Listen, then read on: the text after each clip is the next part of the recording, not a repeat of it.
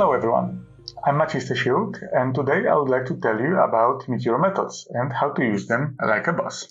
So first, few words about me.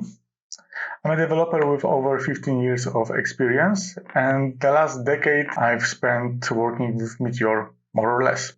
I'm currently at the position of CTO of Vazco, a software development company located in Poland. And we really like Meteor, really like working with it. We have developed dozens of applications over the years, so I hope I'm in a position to teach you something. What I will going to talk about today. First, I will start with the basics. What are Meteor methods? I hope you will also get something out of it. Then I will show you the methods lifecycle. So what exactly is happening under the hood? I will present you the validated method idea and why you should use it. We will cover security implications, so your methods would be secure, I hope. And last but not least, I will tell you some things that you may not know, even if you're using Meteor methods for a long time. So I will hope that you get something out of this tutorial. So let's start with the basics. What Meteor methods actually are. First, disclaimer, I assume that you already know the basics of Meteor methods, how to use them, how to declare them, how to call them. So this will not cover the actual basics. If you want to learn more about it, I highly recommend you the Meteor University course, which gives an excellent introduction to the concept of Meteor methods and also all other stuff related to Meteor. Or visit the documentation that also does a great job explaining the basics. But still, let's make a quick recap. What are Meteor methods? So this is actually an implementation of RPC, a remote procedural call, a concept that goes back up to the 1980s and even earlier. Today, the concept is also quite popular with the gRPC implementation. And while this may look quite similar as REST, the REST concept that you probably are familiar with, this is not exactly the same. There are a few differences.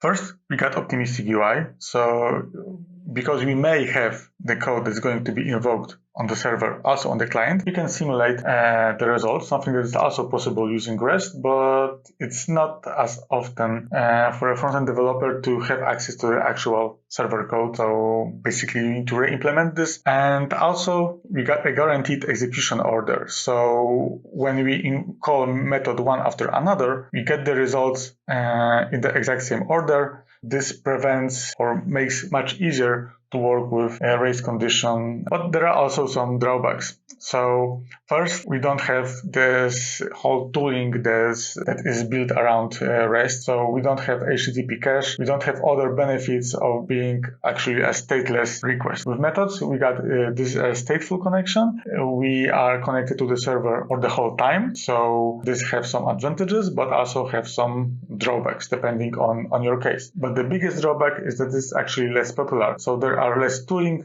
built around it. The interoperability is not as good as it could be. So as long as you're connecting your Meteor client to Meteor server, everything is fine.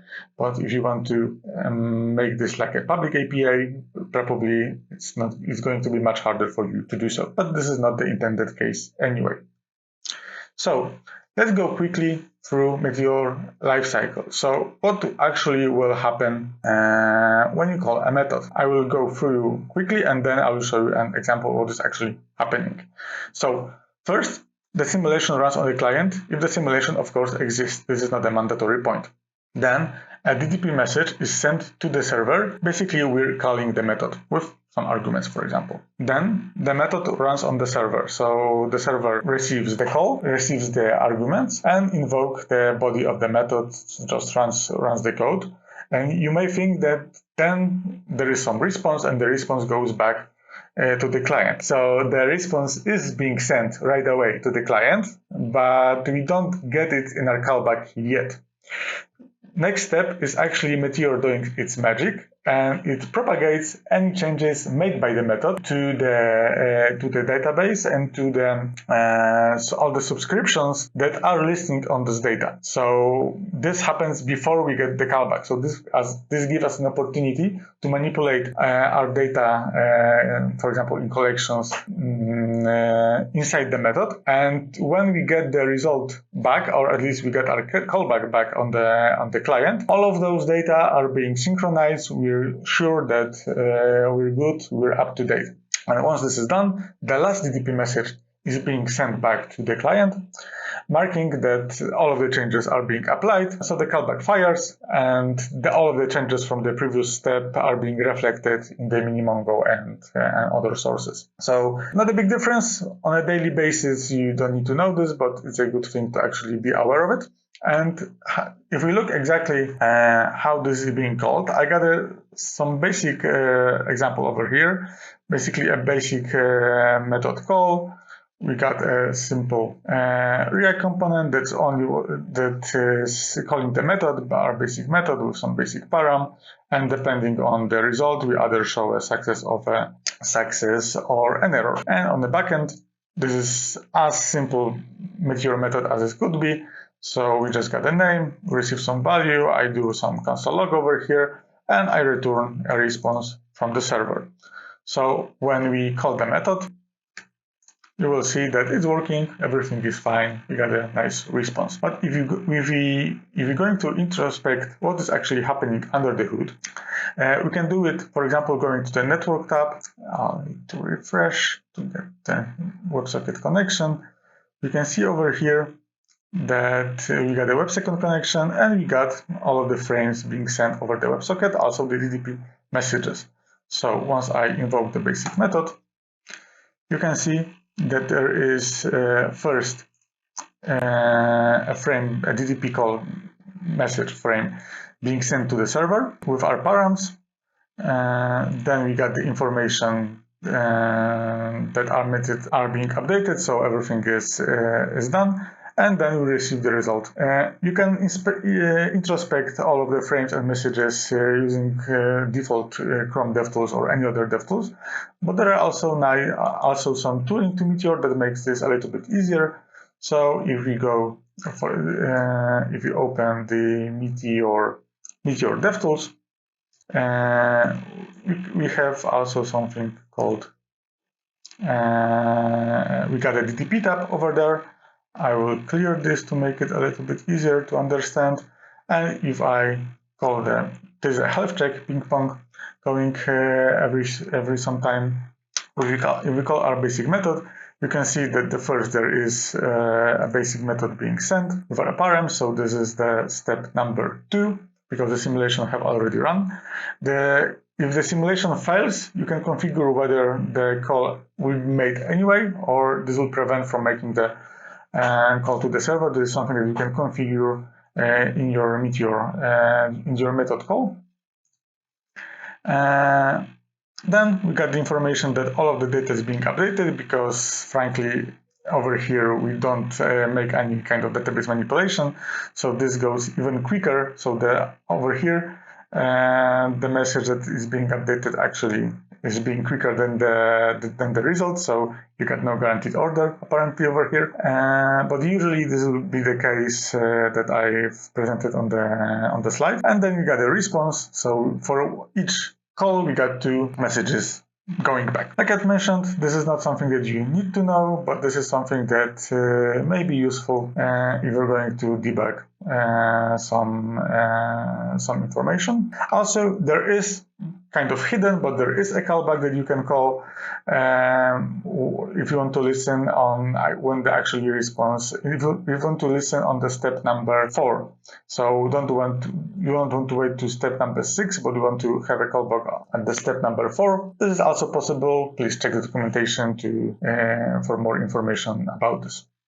Next concept I would like to discuss with you are validated methods. So the validated methods itself is just a package.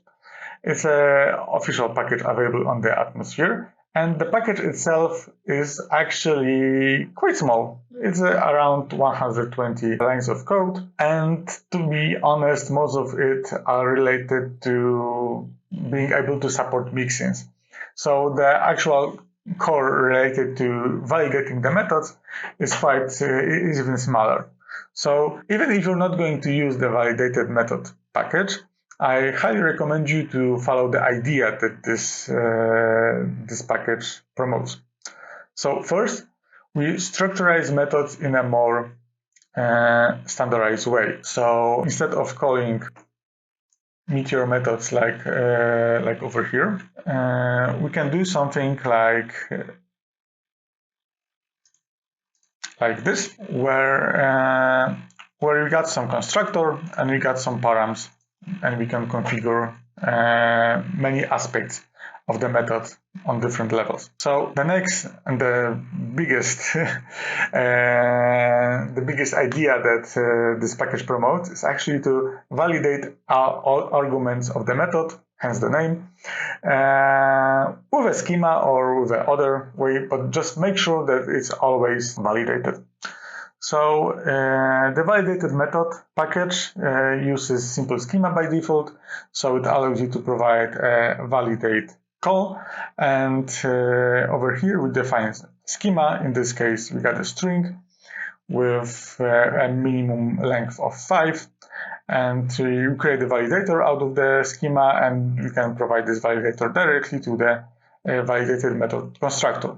So then we got the run call, so the actual body of the method, and this is going to be called only when the arguments are going to pass the validation. So you are sure that over here the text will be a string and will be at least 5 characters in length or more. So so this is the core argument for using validated method idea. But the thing that is also quite important, that we separate business logic from validation. There used to be also something like two-tiered method pattern. So we got the one method that was responsible for the validating and other one responsible for actual business logic. Over here, we just got an abstraction over it, and we got everything in a single object. So we can be sure that it's just more readable, easier to understand, and also makes testing much easier, because we, for example, can write test cases. You got a preview over here a little bit, where we can actually check our methods execute only the body with different connection arguments, with different params, and check how our function will actually behave. The last but not least argument is to actually reuse patterns common across the app. So the core Meteor, the core validated method package use this by the mixin pattern. You don't have to use mixins if you don't like them. You can basically do a own abstraction over the concept and introduce all of those cross-application patterns that you want to use in all of those methods easily into all of the method calls. So one example could be, for example, authorization, logging of calls, making an automatic documentation out of your Meteor methods.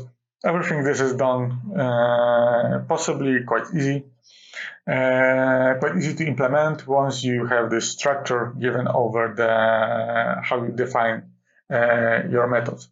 So let's check this in practice. We got over here a validated method call. If I write some text, you can see that the text must be at least 5 characters, so this won't let me through. And if I write some text and call it once again, we got a response. So basically this method returns a reverse string that we're going to pass to it. So we can be sure that there are at least 5 characters. And it's also much easier to test and validate.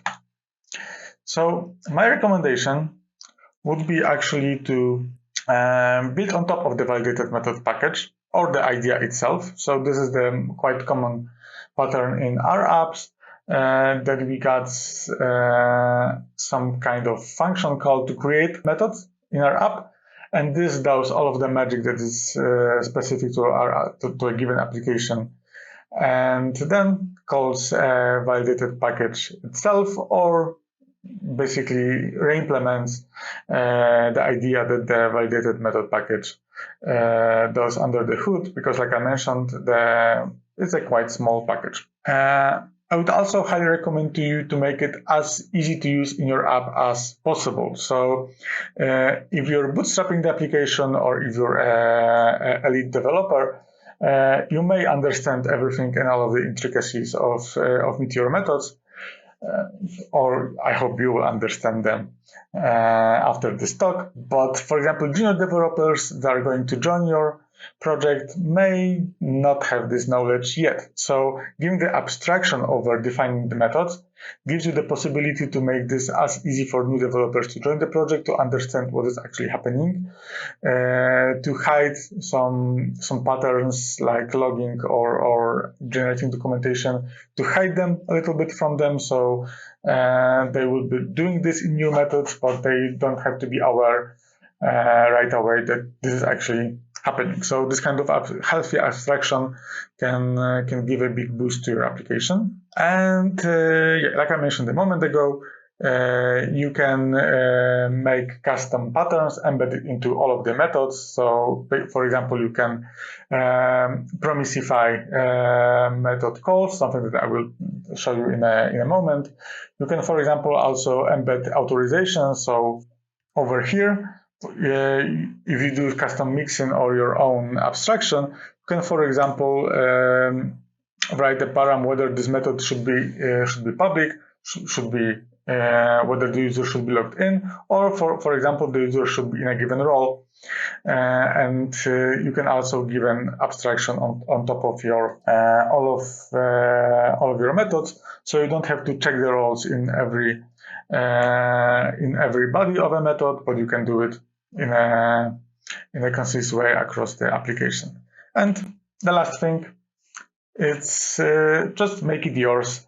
So this is my biggest recommendation. Try to structure it in a way that actually suits best your application, because you're going to use different patterns if you're building like a small app for a hackathon, and you're probably going to use different patterns if you're creating an enterprise app that you're going to maintain over the years. So I'm giving you some concepts, but what you're going to take out of it, it's up to you. Security is also a very important factor, so let's cover it a little bit deeper. So first, always check all of the arguments that are coming from the client. You should never, ever, ever trust any kind of client code. So of course you can do optimistic UI, you can do all of the changes on the client itself, because in this case someone can only hack their own client instance. But on the backend, on the server code, you should absolutely never trust any kind of data that is coming from the outside. So you should, for example, always check the arguments. You can do it with the ValidatedMethod package. You can use, for example, check package, Meteor built-in approach to validate arguments, or you can use any kind of other form of verification. You can enroll your own schema, some validation package for data, whatever floats your boat.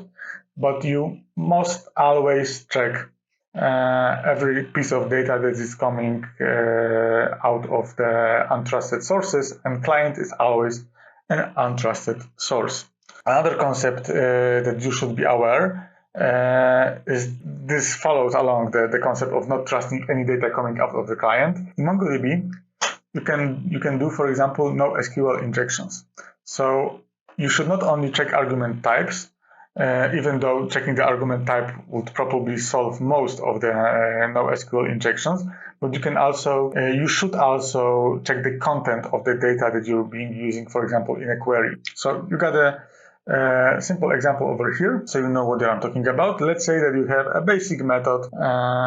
We're removing a post over here and providing ID of a post to remove. This is just an example. We're probably going to have other checks in this scenario, but this is just an example. So it looks fine, right? We're providing an ID and we're going to remove a post with this ID.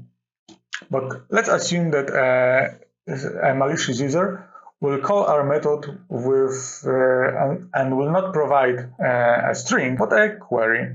a MongoDB query. In this case, by ID, we provide an argument with a MongoDB query that everything that is not equal to pound, we're probably not going to have an ID like this in our database. So this will basically query all of our documents in our database, and this will basically remove all of our data in a given collection. Of course, there are some other security checks over there, so this is not as easy, but you should be always aware that even though if you check whether this is a string, then this will probably not work because we're providing an object here, another string.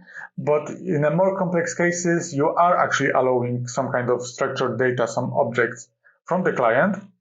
And then you should be very, very aware how you're actually using this data and never given direct access to a database query like this, because basically this is the same kind of breach like regular SQL injection in regular databases, albeit a little bit less dangerous but still existing.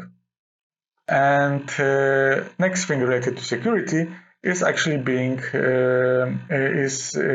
the DDoS attacks, so distribution denial of service attacks. And your Meteor server can actually be quite easily overloaded by methods requests, because calling a method is quite easy and cheap to do. Some malicious user can basically spam your endpoints with calling some methods that are doing some kind of heavy computation, and this can easily overload your server.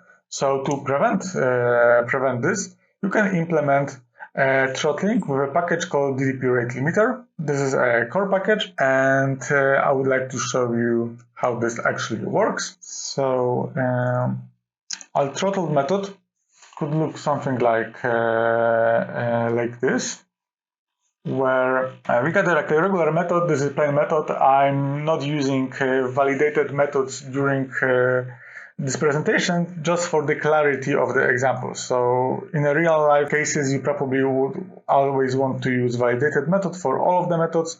But to make this presentation a little bit easier, I'm always using the basic approach here. So you can see that we got a throttle method. I'm using the check package over here, so I'm sure that the value passed from the client is a string. Great. I'm logging the method and I'm responding that everything is okay. But this kind of method can be spammed, and let's, for example, see the basic method. So in case of the basic method, I can spam many methods. There is a limit on notification on the screen, so I actually called much more of them. We also see the preview over here. And some malicious user can basically spam much more in an automatic way to overload our server. If we add a rate limiter rule, so this is how you actually use the package, import it from the rate limiter package and add a new rule. I define a set of rules. So in this case, it applies to a method with a name of throttled method. So this is our method, and I'm defining over here that only one call can be made over a period of 3 seconds. So with this, I'm being able to call the method right away. And if I wait some time, I can call it one more time. But if I try to spam it, I will get errors. So basically, you can see that the server responded that too many requests. Please slow down. You must wait 2 or 1 second. It's actually counting down, which is a really nice feature. You must wait some time to actually being able to call the method again. After the time, you can call it again as normal. So you can apply it to all of the methods in your application. You can make specific rules to specific methods depending on the use case. By default, Meteor is being secured with this kind of attack over the login methods. So it's not possible to spam login calls too often. But you can also make this more strict if you want to. And I highly recommend you to actually use the rate limiter in your app to make some sane defaults. And this way will prevent malicious users from overloading your server. And in case of some very specific methods, the ones that are doing some heavy computations that are very actual big load on your server, you can make even more strict rules depending on the use case, right? You don't need to be able to generate, for example, a heavy report more frequent than every few seconds or something like this, right? So the possibilities over here are endless. Okay, so now going to various tips and tricks that I hope you may not know about. If you already know about them, then yeah, I hope you'll still learn something out of it. So I will show you some different cases how you can actually use Meteor methods. First, quite basic one is actually loading data from the methods. So not everything must be reactive. This is quite important because when you start working with Meteor applications, you really like their activity. It looks like it's being actually free. Everything works really nice. You are really in love with it. And this is great. You can do it, especially in a hackathon environment, like we are discussing it over here. It's actually fine. But this can be a problem once you want to scale your Meteor app. This is, from our experience, the most common issue preventing Meteor applications to scale, because Meteor applications are very scalable. But if you do it in a wrong way, for example, overusing the subscriptions and making everything reactive, subscribes to every piece of data, you actually may have issues with scaling. But this is because no framework can actually give you this kind of benefits over a large scale, right? You need to basically pick what you need. And loading data from methods can improve greatly the scaling capabilities of your app. This is basically quite similar to what you do if you've been using REST. So this a little bit changes the approach to like a regular REST endpoint that you call in your code. But you can also, and there is a nice trick I will show you in a moment, you can also use Minimongo to give back at least parts of the Meteor capabilities, can bring back to you even if you're not logging data from subscriptions. Okay, so let's see an example. I got a simple data method over here. What this does is returns a response from a collection of launches. I've loaded the data from a SpaceX database. Basically, let's assume that we got lots of data in this collection, and loading it by a subscription would be maybe not a problem, but basically a burden that is not needed, right? Because the launches actually changes once every few days. This is not something that is changing very often. You are going to have lots of this kind of data in your application that is basically kind of stale, and it's okay for them to refresh them on demand and not automatically. And it's okay to call it using a method and not a subscription. So you can see over here, I got a simple table that is over here. And once I click on the button, there is going to be a Meteor call for a data method. And we're going to set the data and set it on a local state in React, and then we're going to render it in our data from our local state. So quite common pattern.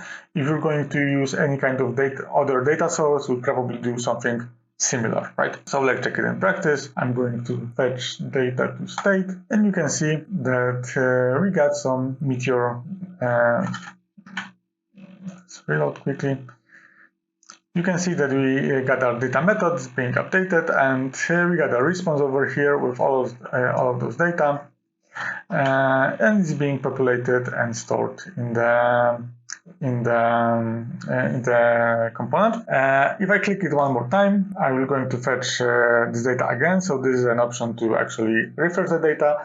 You can do it manually. You can even do it in a time interval if you want to have quasi-reactive data, and still have the scaling capabilities. It's okay, for example, if you know the use case to refresh every like a minute, right? For many use cases, this is enough, and you can do it without the subscription by calling it in a method. And this is fine. And this works pretty nice. You get the feeling of like a regular React application. Those are the patterns that are familiar for many React developers. But we got basically a JSON data over here, right? So we lose all of the benefits of Meteor, like Minimongo, like ability to sort or filter the data. Of course, we can filter it, but we need to do it using like filter on an array or other JavaScript operations, which is not bad, but we can do better. So my second approach, I will hide the table over here, is to actually create a local cache collection of our data. So you can see over here that I create a new collection. I'm not providing a name for the collection. I'm calling a null over here, which means that this is going to be a local collection only on the client. There are going to be no synchronization over the DDP with it, and we can access it only using this reference to this collection. What we're going to do now is, again, after I click the button, we're going to call the method. If everything is fine, I will remove the cache. So I will basically drop the whole, all of the contents of the database, of this collection, this local collection. And then for each data coming back from the server, I'm going to populate it one more time. So basically, I'm going to insert all of the documents. So we're receiving a JSON like we received last time, but this time I'm inserting it directly to a local collection. And with this, I can use tracker, so a code that you probably are familiar with. I can use tracker and query the local collection, exactly the same as if I do this with a regular subscription-based collection. I can do the same thing. I can do sorting. For example, I change the order from the other way around, so from the earliest. Yeah, and just a plain regular React code here. We can see it in practice. If I click fetch data to mini-mongo, you can see that we got the data method, I got the data, and over here we populate the data to the local collection and then fetch from it, receiving all of the reactive capabilities of the collection. So if I do any kind of data manipulation in this collection, even locally, like drop something, this will also be automatically reflected. So I got all of the features you love from Meteor, minus the automatic syncing. You need to do it manually, but as a benefit, you got much bigger scanning capabilities. So I hope you like this approach, and maybe not in a hackathon environment, but in your production apps, if you got some kind of stale data, I highly recommend you to fetch it sometimes from a method. Still, if you have some problems regarding the performance of the methods, because this also may happen, I highly recommend you using some kind of APM software. There is APM stands for Application Performance Monitoring. There is APM built into Galaxy on professional plans. There are also other services like Monty APM. And once you connect it to it, you can basically see some charts and some data regarding the performance of your app as a whole and also your methods. So you can see how many methods are being called for a given time. You can basically see method breakdowns to check what methods are being called, how frequently, how long, for example, they take to respond. So if you've got some kind of performance issues in your app, this is the easiest way to actually spot it. So also, if you're not doing this yet, I highly recommend you start doing this. With Galaxy, it's very easy. It's everything provided to you out of the box. So if you're hosting your Meteor app on Galaxy professional plans, you got this ready for you out of the box. Next concept I would like to discuss with you are server-side only methods. So not all methods must be available for simulation on the client. So you probably quite often have in real life examples, you probably have methods that start with if client or if simulation check. And if this is a client or simulation, you basically end it over here. This is quite common pattern. And if you see it quite often in your app, you may just want to move all of the methods back to the server part and don't send them to the client at all. But this is especially important if you have some secret code or some algorithms that you don't want to share to the world, because all of those methods, if you implement them on both sides, are being sent to the client because the client needs to do the optimistic UI operations. So if you got some kind of code, secrets, authentication tokens, or basically any kind of business logic that you don't want to share, you can always just import it only on the server-side code, and this way it will never be sent to a client. So just as a thing to remember, that this is also fine to do. Sometimes you can also do you got a method declared only on the server, you can declare one only on the client in a simpler variant, right? You still want to have some kind of optimistic UI features. Okay. Next thing I would like to show you is calling a method from another method. So this is actually a valid use case. For me, it is a little bit code smell. So if you're actually doing this, make sure you got a good reason to doing this. There are some cases where this is beneficial, but quite often you can do it by structuring your code a little bit differently. But you're, for example, building microservices out of Meteor apps. This is one way of doing this. So I would like to present you the idea. So if you're not aware of this, you're completely fine with calling one method from another method. We can see it over here. Our chain method. We got. I'll show you the button one more time for the chain method. It's just calling chain, calling the chain method.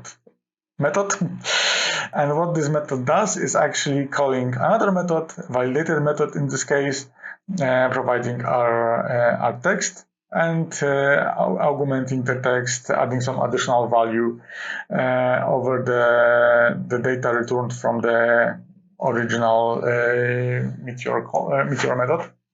So basically we can, for example, call a few different methods, make some business logic out of it, and return an aggregated result if you want to.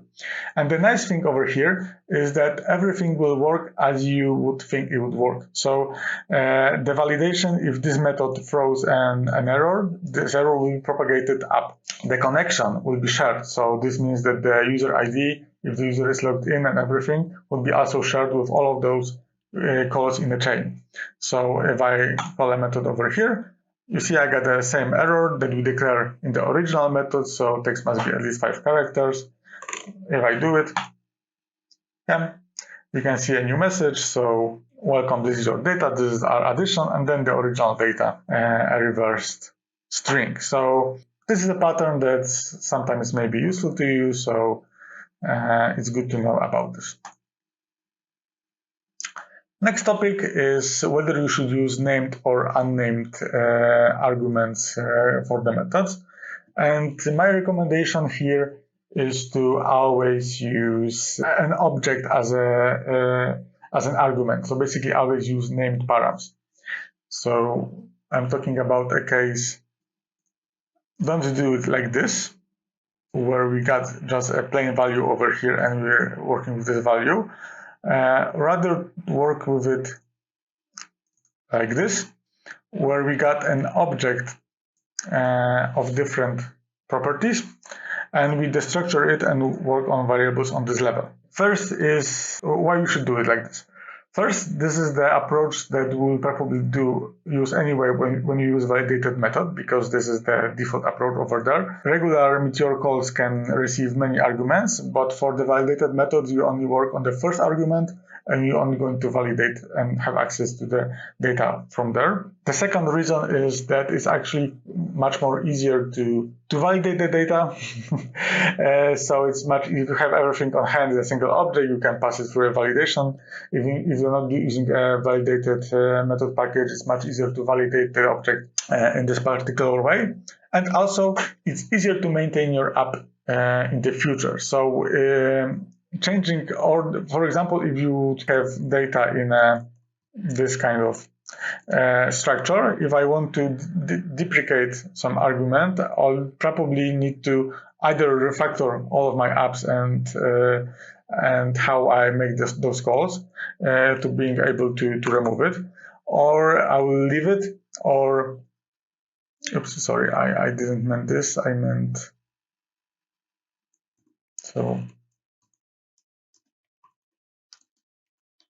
meant this case. So if, for example, I would like to deprecate argument 2, doing something like this would need from me to refactor all of the method calls. And if instead I would do it like this, providing an object with arguments, then I can just deprecate, just not use the variable, this property anymore. Also, it's quite easy for me to add new properties in the future. So to I'm going to restore the previous behavior. So it's quite, you're probably doing this anyway, but I would just like to remember you why this is important, especially if you're going to maintain apps over longer periods of time.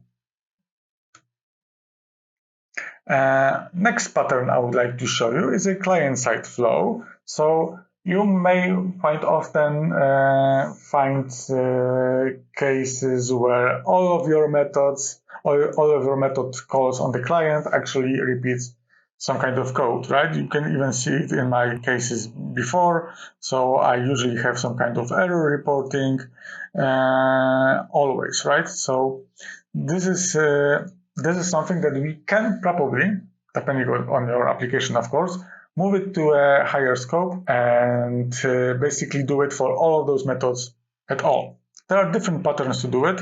One that I particularly like is something that we sometimes call an action flow, but the names are not consistent.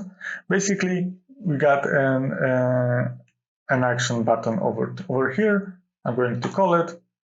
Whether the last launch was a success, we get a notification, yes, the last launch was a success. So what is actually happening under the hood is the button just invokes some kind of function. We call this function an action, or you can call it whatever you like to. There are different names for it. And this action is responsible of doing all of this business logic related to it. So you don't have to keep it in your component. First, I'm going to call the method. I'm doing this a little bit differently. I will get back to it in a moment. And then do the business logic. So basically get the data, check whether it was a success, and do some kind of action. So basically cover all of the business logic in a separate file. It's much more easier to reason about your application if you're doing this like this. But we also have, you can also compose different functions over here. You can see over here that I'm using something called call method. This is my function. I declare it over here, but usually you would do it once per app and call it everywhere where you call a method. For example, over here I do two things. First, I promisify the call. I can use it like await and don't need to use the callback pattern if I don't want to. And I add some basic logging, right? So you probably want to connect to Sentry or Winston or your other logging tool if you have a purpose for it. Over here, I'm just logging it into the console, but you can see that I got the call, I got the result. If I want to have this kind of logging for all calls in my app, I can easily do it by making this kind of common pattern, common function, and then calling it everywhere when I want to call my method. This also have a nice benefit of being able to easily promisify the method calls. Methods, due to the backward compatibility, use callback pattern, but it's quite easy to promisify the calls if you want to. So this is the example code. I also have it over here. It can be even streamlined even more, and if you're actually augmenting the method calls with some additional logic like logging or notifications, then it's quite easy to actually do it again, right? Because I can over here I can easily, for example, add an error notification always if I don't need to implement it on a per method basis. I can do it once in a single page in our app, and always when the Meteor method returns some kind of error, I'll display it for the user. And because we're talking about errors, you should know your errors, because in Meteor there are actually 3 ways how to handle errors in the method. First is plain regular JavaScript errors. Those will be reported to a client without any details. Basically, an error code 500, server was not able to proceed. We don't know what happened. But we also got Meteor error. This is built right into Meteor. This is a core thing that you got always on you. If you return or throw a Meteor error, then you can provide additional information back to the client. So we don't need to, you can see an example over here. I can throw a regular error. I got an internal server error 500, but if I'll show you also the code. So the error methods look like this. Based on the flag, I'm either throwing regular JavaScript error or a Meteor error with some custom code, with some description and some additional details. So in practice, this works like this. So if I throw a regular error, so basically I'm calling the method with, then we got internal server error 500. But if I throw a Meteor error, you can see that I can have much more data out of it. So we can provide much better experience to our users. Server usually know what's happened and can provide an explanation for client to display to the user. So this is quite a nice approach. There is also a third approach, third kind of error constructor, a validation error, but this is basically a subset of the Meteor error dedicated to argumenting arguments of a method. So not like the data passed from the client. So all of the properties, all of the arguments. If they are being issued with validating it, you can use validation error. Actually, the ValidatedMethod package uses this by default. And if you got some error in your business logic, in your code that you want to handle, then you can use the Meteor error. One of the last things I would like to show you is unblocking method calls. So by default, like I mentioned before, methods are being executed in order as they arrive or as they're being called. For a given connection, right? So they're not blocking one user from another, but for a single connection, for a single user, they're going to wait until the other methods called by this user, by this connection, are being fulfilled. So this is a pretty good behavior that many of you are taking for granted. It's much easier to work with race conditions with this approach. And basically, this is assigned default. But there are cases where you have quite slow methods that are not affecting any other method. So they're not, basically, you know that you're safe, that you can bail out of the queue. So you don't want to block other methods from being called. So to show you an example, because it's much easier to explain this by example, I'm going to first I'm going to call over here a slow method, and then I'm going to call our action method. So slow method is being designed, you can see it over here, to either block or unblock, depending on the setting of this checkbox. So we're not using unblock yet. We're just sleeping for 4 seconds. So this method basically does nothing for 4 seconds. So let's quickly call it and then call the action method. You can see that the action method is not being called. Only when the actual, only when the slow result is being returned, only then we're being invoked and called the regular, all of the other methods are being called over, right? So one more time, slow method, I called action method 2 times this time. So you can see everything is waiting in order, so the actual methods are waiting until the slow methods are being done. And if you got some, for example, like report generating, like downloading files, some kind of other heavy database operation or external services operations, we may not want to block other calls because this will perceive like a sluggish experience for the users. So we can unblock those methods. If I set it to true, this will basically call this unblock. If I call the slow method and then call others, you can see that others are being invoked right away, and the slow method just lives in its own world, in its own pace, and don't blocks any other Meteor calls, and this is great. Last thing are auto-retries. So probably one of the less known facts that Meteor auto-retries the calls for you if the Meteor connection is being lost. So you should be aware of it, because there may be multiple method calls to your server. So with this, even if user calls a method once, the client may retry if it detects a lost connection, but this not always have to be true. So even really rare cases, server can receive twice the same method call, and your methods should be able to handle this. So most of the methods are actually safe by default. This is why we will not usually take care of this problem, because how the ID generation is being made is not being able to actually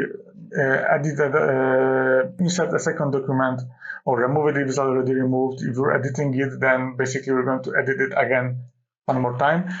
So most of the methods are actually kind of independent by default, but in some rare cases, your methods may not be. Think about like a counter, where you receive some value as an argument and do an increment operation on the MongoDB. This is not independent, and calling this multiple times will increase the counter multiple times. So you should be aware that this may happen, and build your application in a way that will prevent this. Okay, so that's all from my talk. If you want to have some additional, if you want some further reading or watching, I highly recommend you starting with Meteor Talks and Meteor Guides about meteors, about methods. It's a really good explanation of not only basic concept, but also advanced topics that I also cover today. If you're still struggling with basics, I highly recommend watching Meteor Methods one-on-one on YouTube or Meteor University. And also there is a quite nice Galaxy guide, which will cover how to finding bottlenecks in Meteor methods and how to fix them, and the methods in general. So if you want to improve the performance of your methods, this is also something that you should check. So thank you, and I wish you a really nice hackathon. Good luck.